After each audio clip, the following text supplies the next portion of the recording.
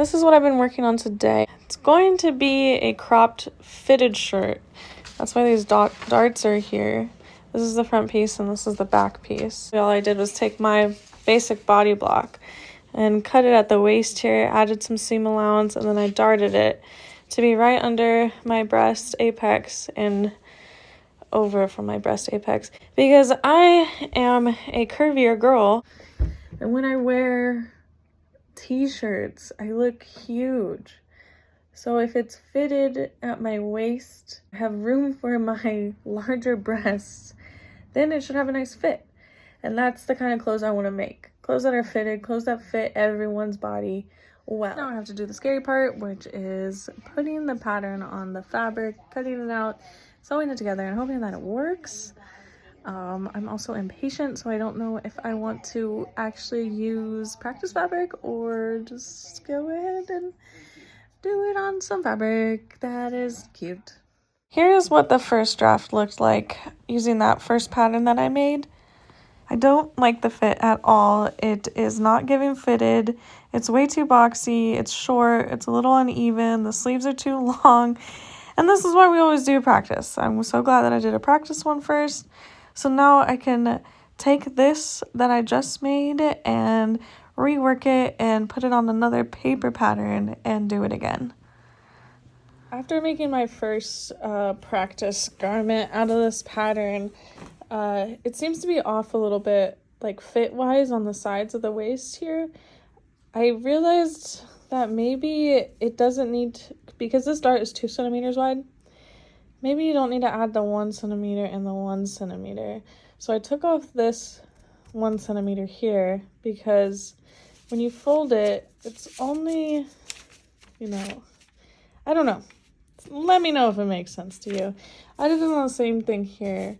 And then also what I want to do is when I fold this, and I could see it on my practice piece or my practice garment, that this isn't straight. So this does need to be straightened out. So I'm going to retrace these onto paper.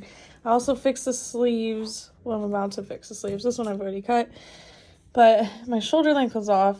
So I just took that in a little bit. So I'm going to transfer these. If you don't know, like I didn't know, but tracing paper is really useful, especially when you're transferring darts from a pattern to your piece of fabric. You put the color side down onto the fabric that you're going to be using, and then you just put your roller wheel over the dart or any mark that you want to transfer.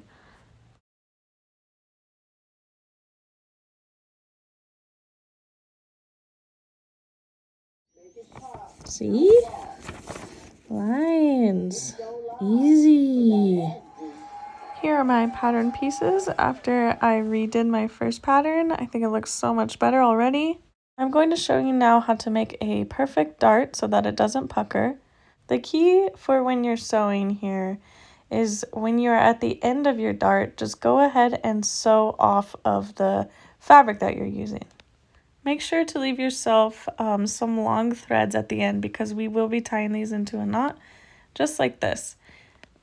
Your regular kind of shoelace knot, and I'll wrap it around like 3 times and then pull it pretty taut. And I'll even do another knot on top of that because I am, way too thorough. But this is what it should look like. And now you can see that I have a perfect non-puckering dart. It looks beautiful. And here's my finished piece. I am so happy with it. This is exactly what I was thinking. It's definitely different than the first try that I did. And that's why you always do some practice before. And here's the back of it. I do want to add sleeves, but I'm really happy where this is at right now. And next I'm going to make a skirt.